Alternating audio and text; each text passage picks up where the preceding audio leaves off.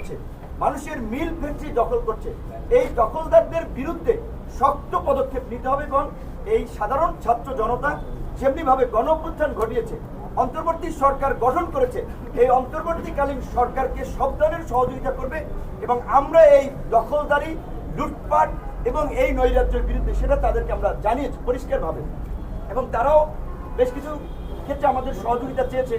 বিশেষ করে এই যে 15ই আগস্ট কেন্দ্রিক আপনারা জানেন যে একটা নৈরাজ্য তৈরির যে এই যে পলাতক প্রধানমন্ত্রী যে ইনস্ট্রাকশন দিচ্ছেন তার নেতাকর্মীদের মনোবল চাঙ্গা করার জন্য, আমরা বলেছি দেশের মধ্যে ওবায়দুল কাদের সহ আরও যারা এই গণহত্যায় জড়িত তারা দেশের মধ্যে ঘাপটি মেরে আছে এবং গোপালগঞ্জে দেখেছি আমরা তারা আস্ফালন ছেড়েছে।